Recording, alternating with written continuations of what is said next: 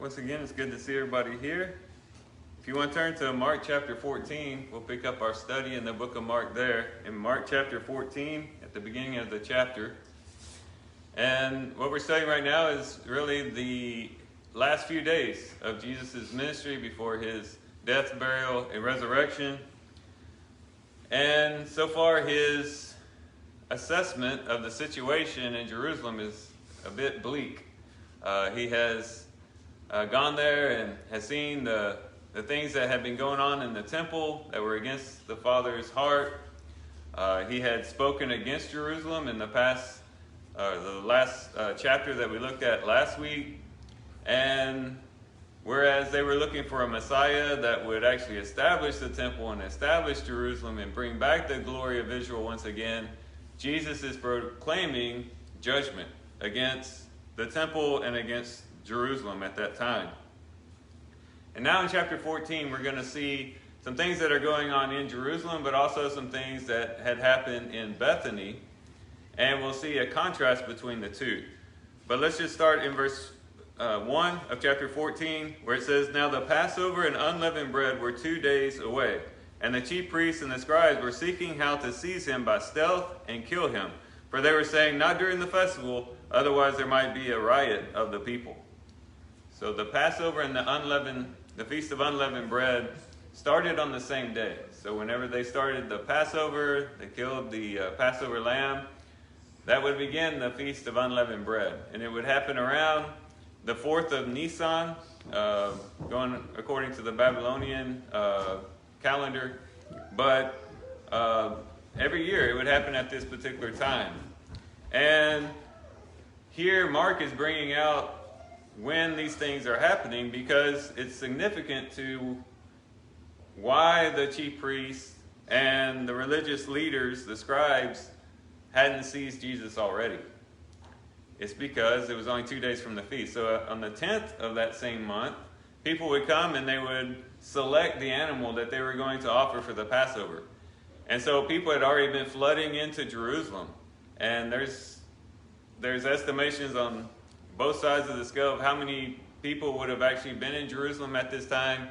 But by any estimation, it was a lot. There was a lot of people there.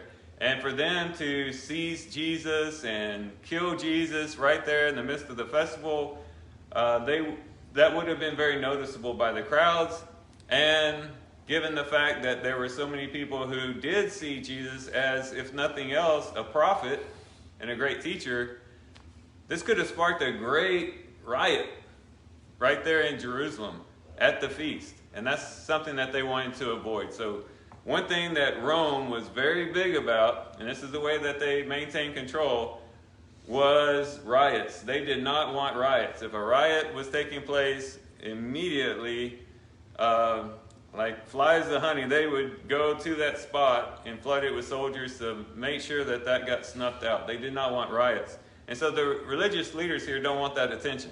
And so they're saying, you know what, let's not kill him now, but let's start plotting to where once the feast is over, we can do it by stealth. We can do it without any people not noticing quite as much. Once everyone goes back to their homes and back to their areas that they live at, it'll be a lot more harder for a riot to take place. And so they're contemplating what they're going to do. And so they said, not during the festival, otherwise there might be a riot of the people. So this is what's going on in Jerusalem. This is 2 days. Scholars would say this was probably around Tuesday afternoon when this is taking place. And they're just trying to figure out what to do about this guy who everyone was hailing as a wonderful Messiah and King. Now, in verse 3, now we're going to have a complete opposite picture. Okay, so if you're watching a movie, you know, you got it in Jerusalem, the scene is in Jerusalem, they're plotting to seize Jesus, but then the scene changes. And then all of a sudden, you're in another area. And we find ourselves in Bethany as we continue the story in verse 3. It says, "While he was in Bethany at the home of Simon the leper, and reclining at the table, there came a woman with an alabaster vial of very costly perfume of pure nard. And she broke the vial and poured it over his head. But some were indignantly remarking to one another, 'Why has this perfume been wasted? For this perfume might have been sold for over 300 denarii, and the money given to the poor.' and they were scolding her. But Jesus said, "Let her alone. Why do you bother her? She has done a good deed to me. For you always have the poor with you, and whenever you wish, you can do good to them, but you do not always have me. She has done what she could. She has anointed my body beforehand for the burial. Truly I say to you, wherever the gospel is preached in the whole world, that what this woman has done will also be spoken of in memory of her." All right, so now the scene changes. We're in Bethany. Totally different picture now. Bethany was less than 2 miles from Jerusalem, so you could walk there in under an hour, depending on what pace you were taking. And this was the place where Jesus would normally go in the evenings, especially this last week. He would go into Jerusalem, do his teaching, have it out with the religious leaders, cleanse the temple as he did at one point. But then in the evenings, he would go back to Bethany. Bethany was the place of Jesus' friends. Mary, Martha, Lazarus, here's Simon the leper. All of them resided in Bethany and were more than willing to open up their home to Jesus to give him a place to stay in the evenings, which would have been a very hard time at this point. Keep in mind, thousands and thousands of people were in Jerusalem, so finding a place to stay was a very difficult thing, and having that place to reside for the time being was quite convenient, but also probably very pleasurable to Christ in that these were his friends, and he got to hang out with them. But anyways, he's in Bethany at the home of Simon the leper. Now, who is Simon the leper? Well, good question. Some say this might have been the Pharisee that Jesus rebuked in the Gospel of Luke, that criticized about this woman who came in and had a similar situation, came crying and wiping the tears with her hair and things like that. And Simon the leper was like, hey, if this guy was a prophet, he'd know what type of woman this was. And Jesus corrects him and says, he who is forgiven most loves the most. And some suspect that maybe this is the same Simon. I don't think that there's any solid evidence to tie the two together, but we do know two things. He was Simon and he was a leper. Probably not a current leper at the time, given that a leper wouldn't have been in his home inviting guests in. He probably would have been in a leper colony, segregated, quarantined, if you will, from the rest of society. So most likely this was a man who used to be a leper, but was healed by Jesus, cleansed by Jesus, and now was able to dine with Jesus. And so Jesus finds himself comes to Simon the leper's home. Says he's reclining at the table, implying that a meal is taking place. So they didn't sit down in chairs like we do around a table. They would recline. They would lean on their side and recline at the table and eat that way. And that's what's going on here. And as this is going on, a woman comes. And now, who is this woman? Well, if you cross-reference John chapter 12, many say that this woman is Mary, who comes with this alabaster vial of pure nard. And if you cross-reference the two, there are a lot of similarities between this story and John chapter 12. The difference being, in John chapter 12, you have it occurring 6 days before the Passover. And this is in the context of 2 days before the Passover, but it could be that Mark is just simply giving a previous story to describe why Judas Iscariot went to betray Jesus.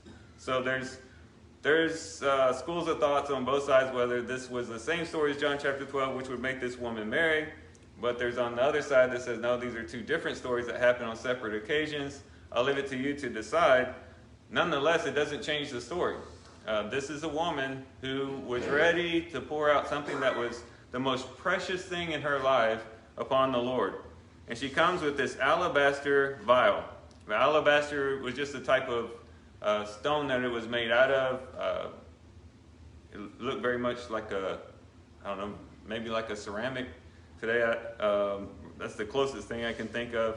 But it was just the type of material that this thing was made out of. The vial can also be translated as a box or as a cruse in some translations, but it's basically just a container, an alabaster container, and it says a very costly perfume of pure nard.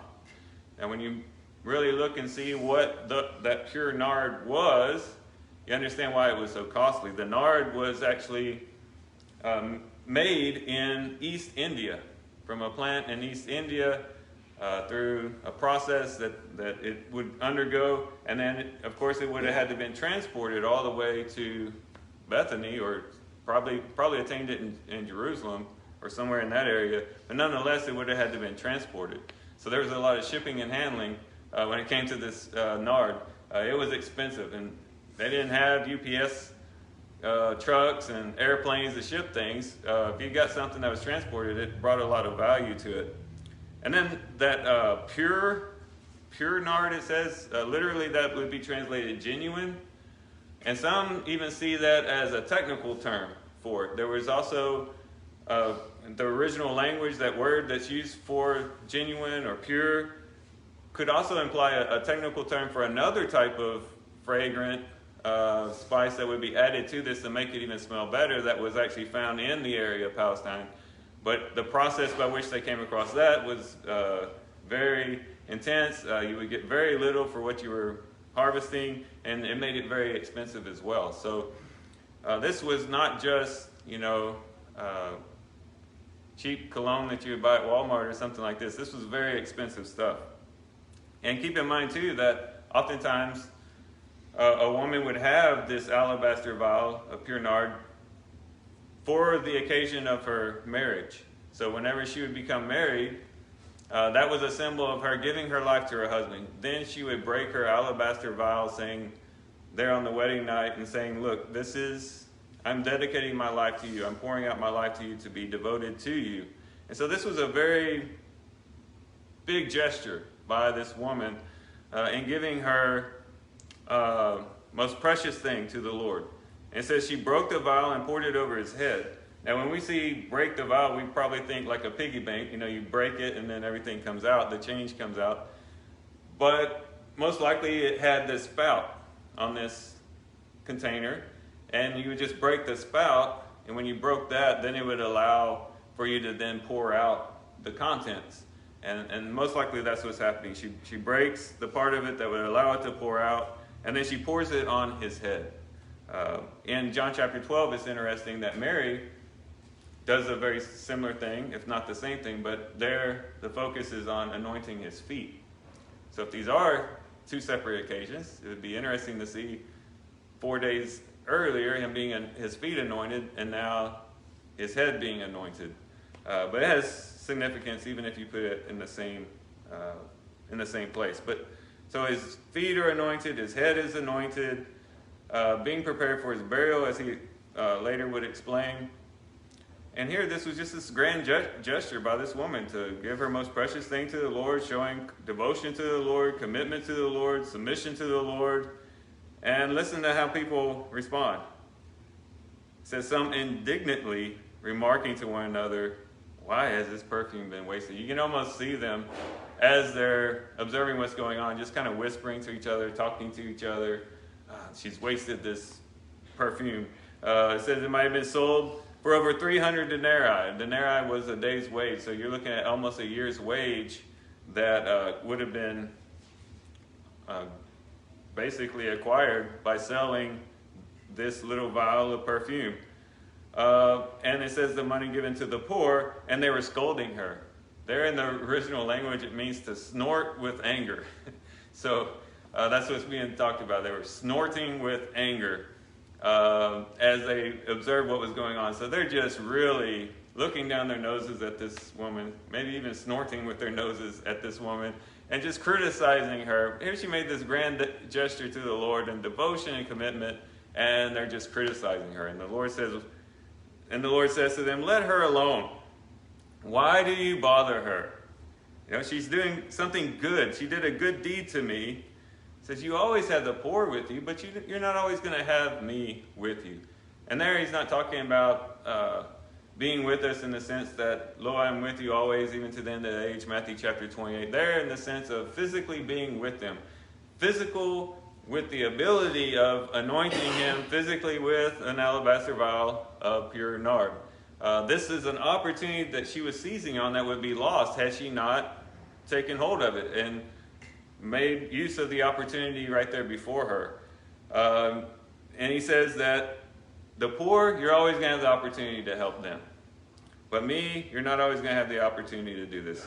And she did the right thing. She was anointing my body beforehand for the burial, which was significant. If you're going to anoint Jesus' head and anoint Jesus' body for the burial, the only opportunity you're going to have to do it is while he's alive, because he wasn't going to be dead long. So she was taking advantage again of the opportunity. Jesus is alive. He's right here. Let me go ahead and anoint him. I know he's not going to stay in the grave very long, so I'm going to go ahead and anoint him for his burial. As we fast forward in the story, we'll find that the women have a difficult time bringing spices to the body of Christ, because by the time they get there, what had happened? Jesus was gone. Even though they had gotten up so early that Sunday morning to bring these spices and to anoint his body, he was already gone. So she, again, took advantage of the situation. And then he says, wherever the gospel is preached to the whole world, what this woman has done will also be spoken of in memory of her. You guys think it's a waste? Well, it's not a waste. Her memory is going to be forever solidified in the hearts and the minds of those who accept the gospel because of this great gesture that she made. So now that we've kind of looked at the story kind of in its historical context and, kind of analyzed what was really going on here, now let's look at it from a spiritual standpoint, because I think there's also a lot of symbolism going on here in this story. And there's something huge that is being implied by this story. Jesus had just made a pronouncement against Jerusalem in chapter 13, had he not? He said, not one stone was going to be left on another. This great and grand temple that you guys are pointing out the buildings and the stones to me about, he says it's going to be leveled. It's going to be destroyed. And in this generation will not pass away until that takes place. It's going to be destroyed, and it's going to be destroyed relatively soon.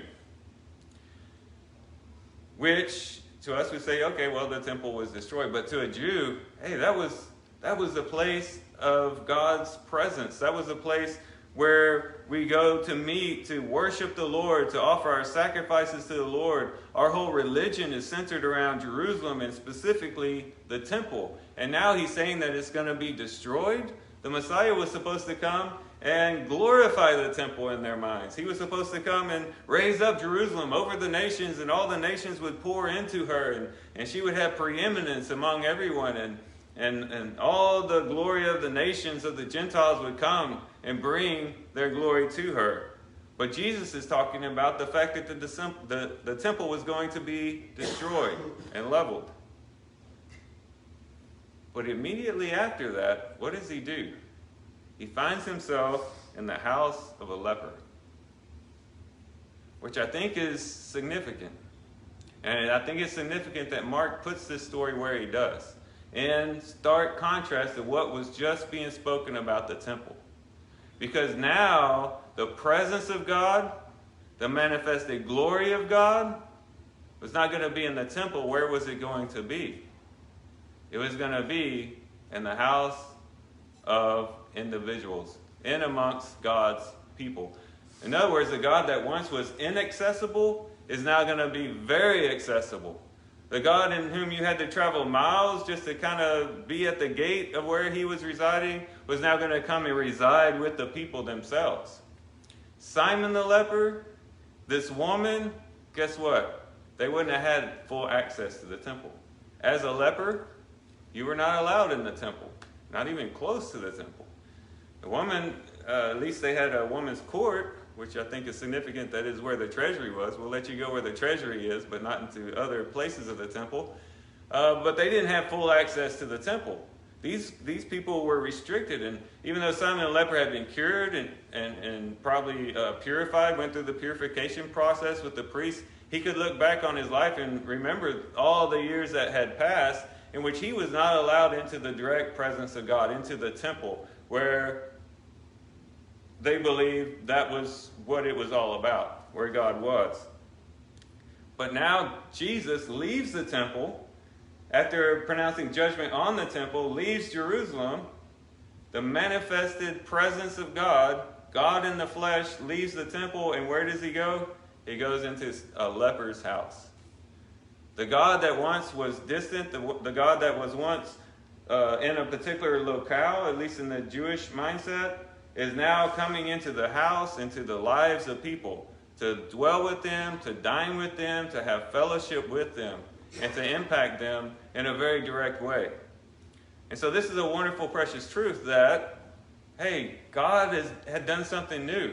You guys think the temple is great. You think the building and the stones and all that is great. What is better than a temple? What's better than having a brick and mortar that may look good, may be gorgeous on the outside? It's having God's presence living with you day after day after day after day. Going into your home with you, going into your job site with you, communion with you, living in you, in your midst, being in the direct presence of God continually in your life. That's way better than having a gorgeous temple in some city at a specific locale. What they had with Jesus Christ in their home, reclining with them, was better than they could ever find in the temple with their goats and their lambs and their sheep coming to offer up sacrifices to God. Jesus was going to be the high priest that would come in and find and allow them to have a new and living way, as the Hebrew writer says, in which the veil of the temple would be torn in two. Now people could go and enter into, by this new and living way, into the direct presence of God and have a relationship with God, because they would be purified, they would be cleansed, and they would be qualified then to enter in because of Christ Jesus, their high priest, interceding for them, bringing in a blood much more better than the blood of bulls and goats, and coming to the Lord as their full access to the Lord.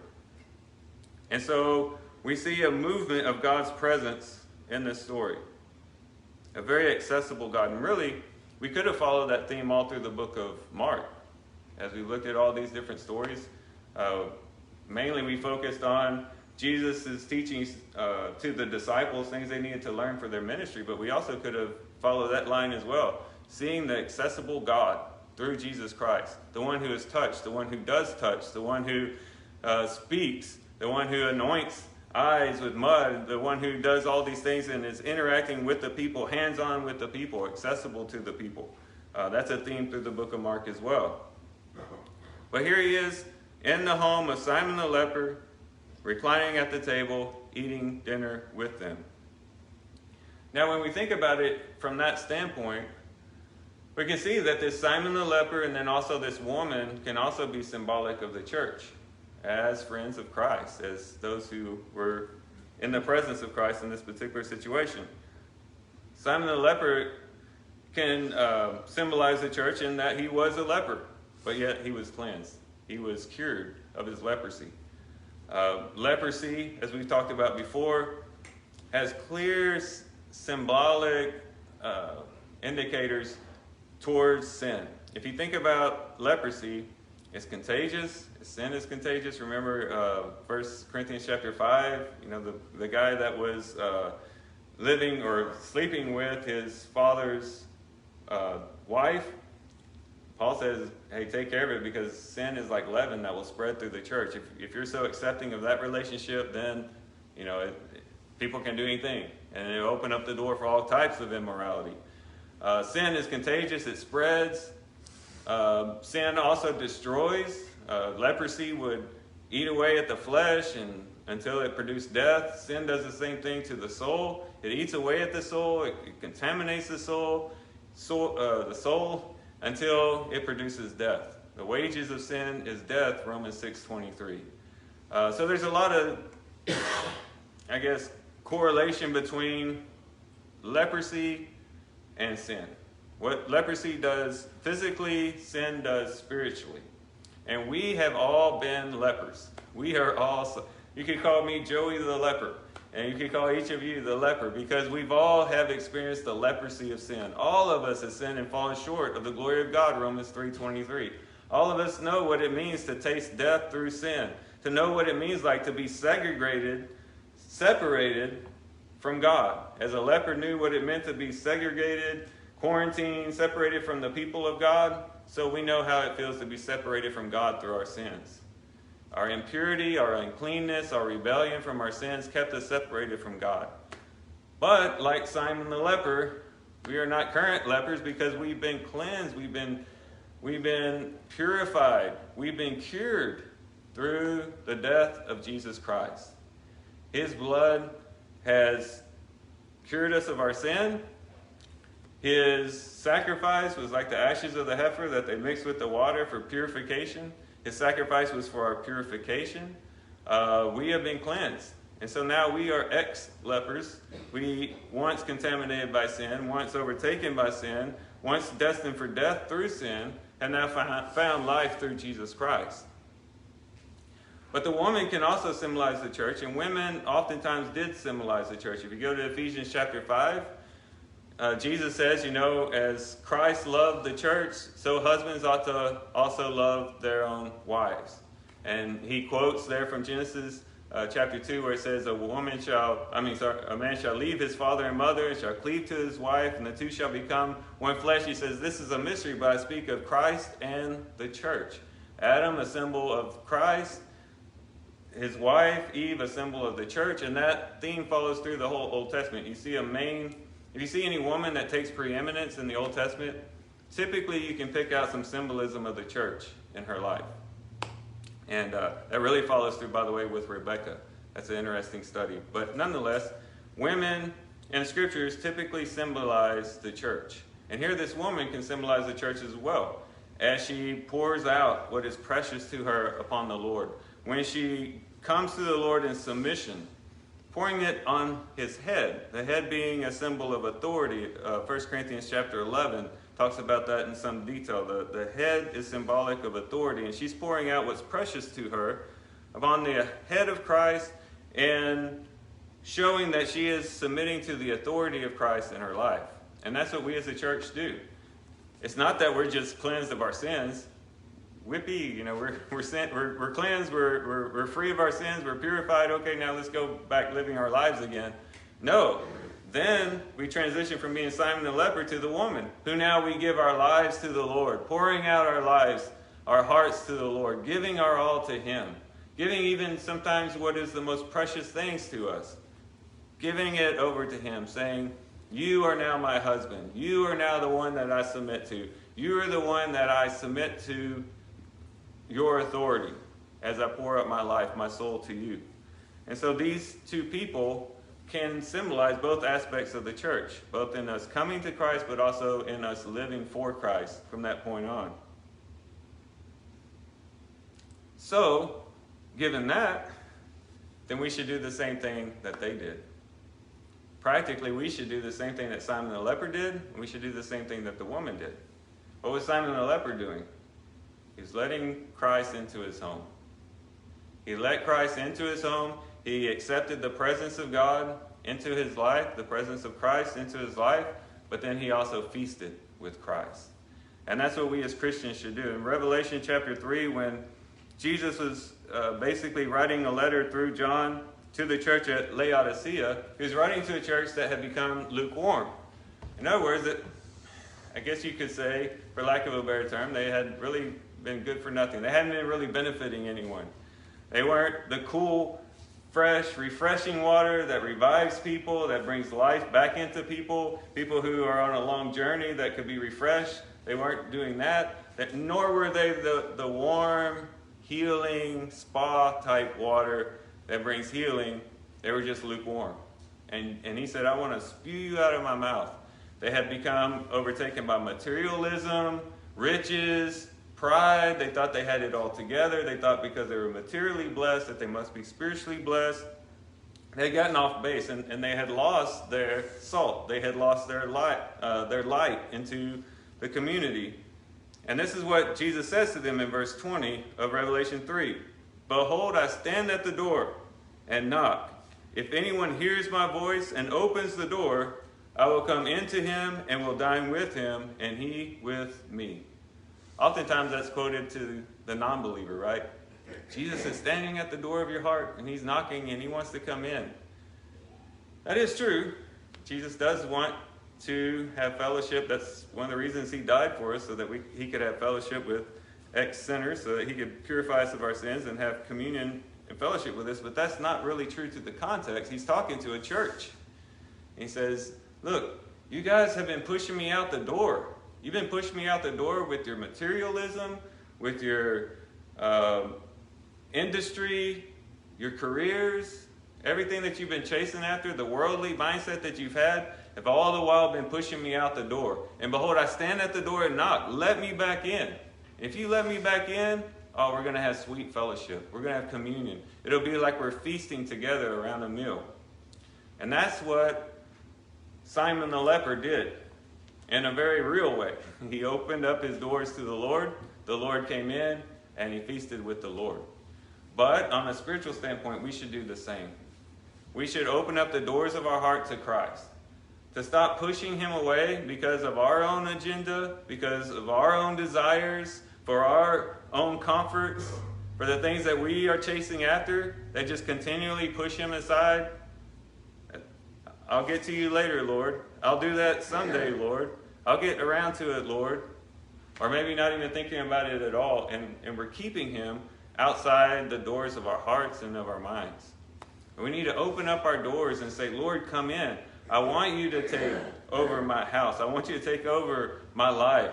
I want to give my all to you. I want to feast with you, Christ. I want to have fellowship and communion with you each and every day. Not just on Sunday morning, as important as that is, but every day just having your heart open to the Lord. Waking up in the morning saying, Lord, here I am.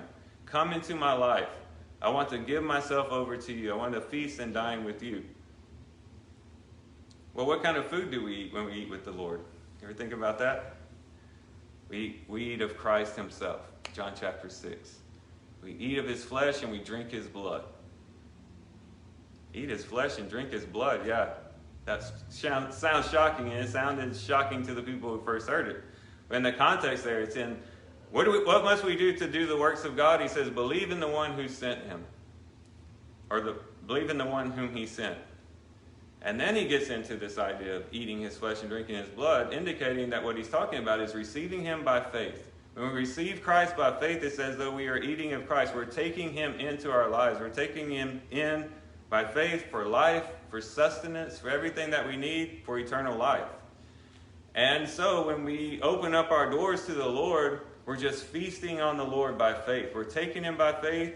We're fellowshipping with him by faith. And he becomes our sustenance, our life.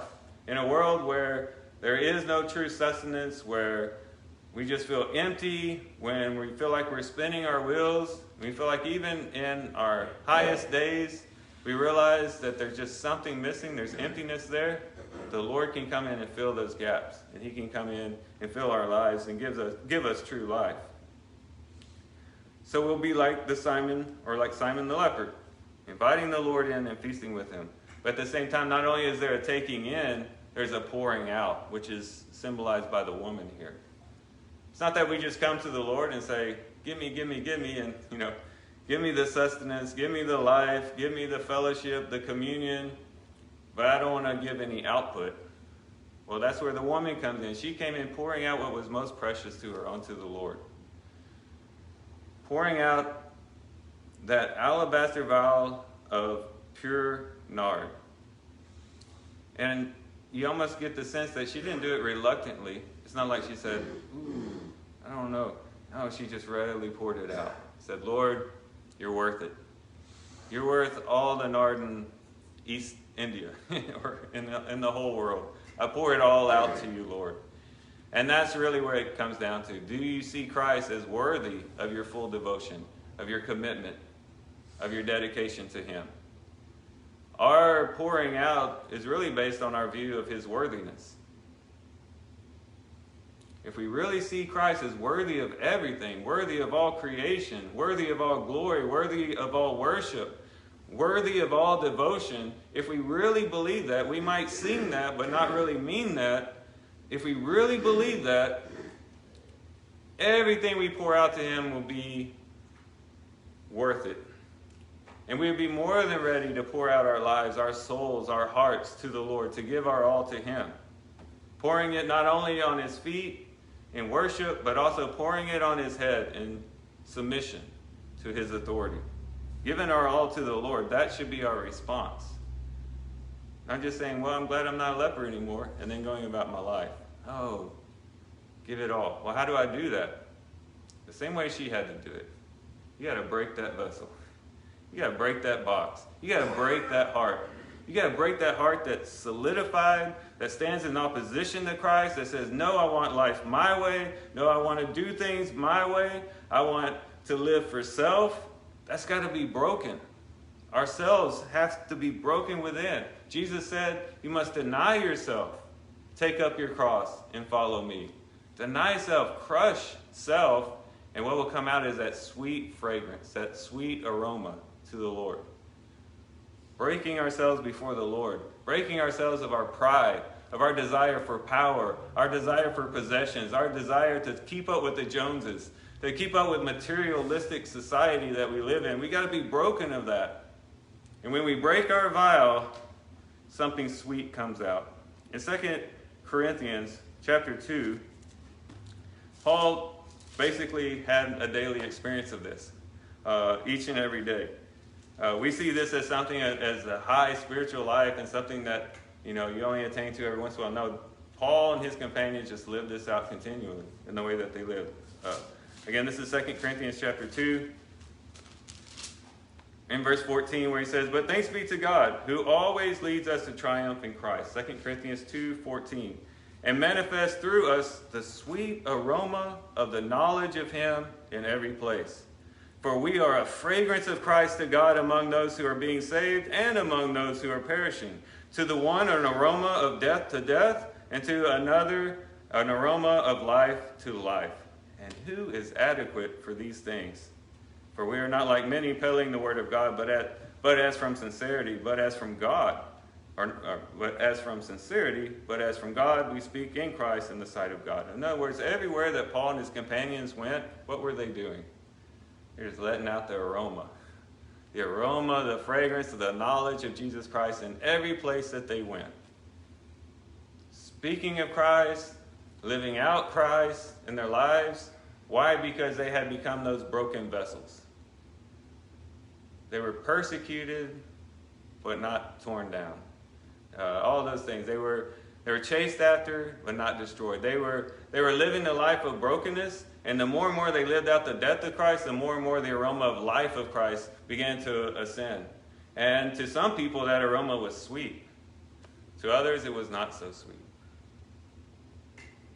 We had a skunk that had been getting into our eggs recently. And I never really dealt with a skunk before, but I had a trap. And the bad thing about trapping a skunk is then you got to figure out what to do with the skunk once you trap it. And so y'all probably would have laughed at me if you seen me, but I was walking across the back of our house with a tarp to shield me from the skunk. And my plan was to throw that tarp over the skunk, and then he wouldn't see where I was. And even if he did spray, he'd just hit the tarp. And I didn't get 5 feet from that skunk, and there goes not the sweet aroma, but the stinky aroma. And it came and hit that tarp. Fortunately, it didn't hit me, or you guys probably wouldn't be here right now. But it hit that tarp, and I threw that tarp down, and I took off running. You wouldn't think you'd be that scared of stink. But I don't know. There's something about, I don't know why we're scared of stink, but we're scared of stink. We're scared to get close to a skunk and get sprayed and stink. But that skunk knew the secret of letting out his aroma. And that aroma is powerful. It scared off the enemies, right? It scared me off. And why can't we do the same thing for Christ? Not in stinkiness, but in sweetness, in fragrance to the Lord. When hard times come, when hardship comes, when tragedy comes, when the most difficult news comes to us, when people are oppressing us and persecuting us and misunderstand us, we just let out that sweet fragrance of brokenness before the Lord. I'm not living for myself anyway, so it doesn't matter what people say to me. I'm living out the gospel in my life. I'm speaking the sweet words of Christ as I'm living it out. I'm speaking words of faith. I'm holding on to faith. Not only am I dining with Christ and taking in Christ, but I'm expelling Christ through the way that I live. It's going to be an aroma for two different people. Either people are going to be drawn to that. Those who see that as life, they're going to be drawn to that life. To others, it's going to be an aroma of death. that leads to death. Because they don't want to have that sweet aroma. Because it challenges their own heart. And it challenges their own alabaster vial that they want to keep to themselves. But we want to be those who just lift up that sweet aroma, that sweet fragrance, because we live broken lives before Christ. So what I've been describing sounds glorious. It sounds wonderful. It sounds like the high spiritual life, right? And so we might think, if I'm living that life, everyone's going to look up to me, and everyone's going to understand what I'm doing. And everyone's going to say, yeah, go Joey, way to go. And everyone's going to write books about you and everything like that, but that's oftentimes not the case. This woman poured out what was precious to her, a grand gesture, one that has been, as Jesus said, spoken about her everywhere the gospel is preached, and the fact that we're talking about it right now is a fulfillment of that prophecy. A wonderful thing, but even in that, she was misunderstood. What a waste. Doesn't she know she could have used that in a better way? Could have gotten 300 denarii and given it to the poor. Don't be surprised when you are living that life before Christ in brokenness and selflessness that people are going to be there to criticize you and say, what a waste. As they look at the time that we put into it, what a waste of time. Or the money, the resources that maybe we put into it. What a waste. Why are you putting your money towards that? That's probably the biggest one, because no matter where you spend your money, even no matter what organization you're giving to or where you're doing it, even in good things, there's always can be people who come back and say, you could have done it better. You could have put it in a different place and it would have been used better. But it doesn't have to just be money. It could be really our careers, things like that. You might see a young man or a young woman growing up who have great potential, who maybe would be able to amass great wealth out in society because of their intellect and their charisma and all the things that they have going for them. And we say, wow, if this person was ever set in the business world, they would be an instant success. But they give their lives to Christ and they give themselves over to ministry and to maybe missionary work or something like that. And the world looks at that and says, what a waste. They could have put that talent and really progressed up the corporate ladder. They could have really become something, as they would put it, and they just wasted their lives giving it over to the Lord. There's a lot of ways that we give our lives over to the Lord that just looks like waste to others. And I would say if people are looking at your life and they feel like you're wasting it, in a lot of ways, it might be that you're on the right track. It might mean that you actually are living the life of the kingdom. Think about this. So Jesus said what she did was not a waste because what she did would be remembered wherever the gospel was proclaimed. So 2,000 years later, what she did is still remembered. And so what she did was not a waste. She is still inspiring people to be devoted to the Lord today. But now think about those who would just live for self. Let's say you're just living for yourself. I want to be popular. I want to be powerful. I want to have lots of possessions. I want to live the American dream. I want to do this. I. You know what happens when you're living for self and then you yourself die? Everything you've been living for dies with you. And that's the end of the story. There's no legacy. There's no eternality in those types of endeavors. It just dies with you. But when we're living for the Lord and we're broken before the Lord, when we're giving our lives over to the Lord and we're no longer living for self, but working for the Lord, that's where there truly is no waste. In 2 Corinthians chapter 15, Paul says it's because of the resurrection that we know that our labors that might seem like a waste to everyone else are not a waste at all. In verse 58 of 1 Corinthians 15, therefore, my beloved brethren, this is his conclusion after talking about the resurrection, be steadfast, immovable, always abounding in the work of the Lord, knowing that your toil is not in vain in the Lord. It's not a waste. The world might say it's a waste. Even other Christians might say what you're doing is a waste, which might shock you even more. But to the Lord, it's not a waste. It will carry with you through eternity. God is not so unfaithful that he won't remember your good works, the Hebrew writer told his audience. But he will remember it, even into eternity. So that's the irony of the thing.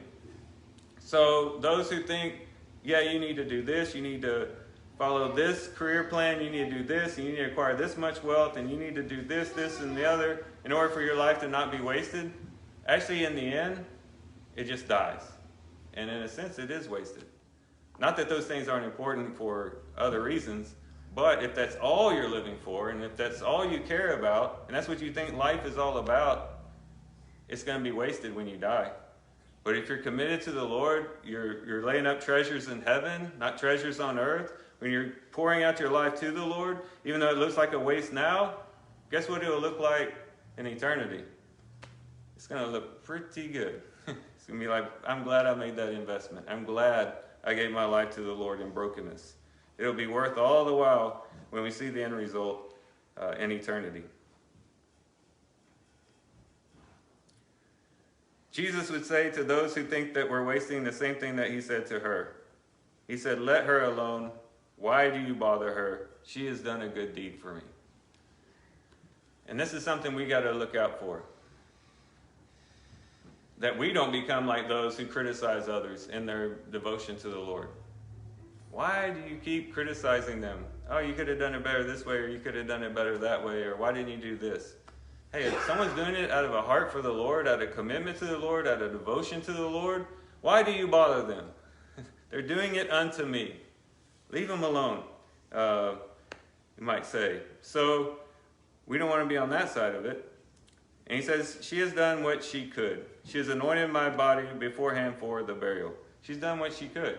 Just like the little widow with her, I call her little, maybe she wasn't little, but you know, the widow in chapter 12 that came with the 2 copper coins. She gave what she had. Here, Mary gives something that's very expensive, and it was what she had. It's not about what the amount of money it is or how much it costs or anything like that. It's that you're giving all that you could. She did it looking forward to the death of Christ.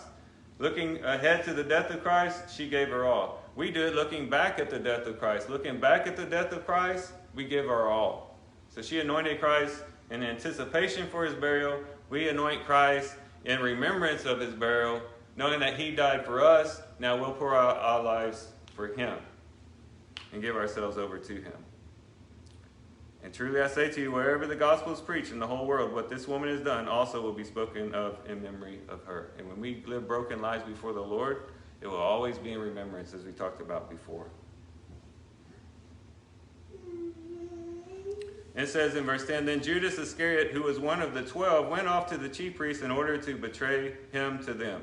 They were glad when they heard this, and promised to give him money, and he began seeking how to betray him at an opportune time. So there you have a big contrast. Woman just pouring out the most precious thing to her. Another man betraying Christ out of greediness, out of selfishness to attain some money. 30 pieces of silver for the Messiah, for the God in the flesh, manifested in the flesh. He traded that in for 30 pieces of silver. And in doing so, he betrayed him.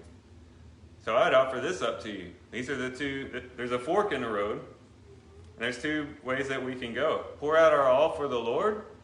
Give it all to him in brokenness and devotion and obedience to him. Or betray the Lord in selfishness and trying to acquire things for ourselves in a worldly mindset, in a selfish mindset.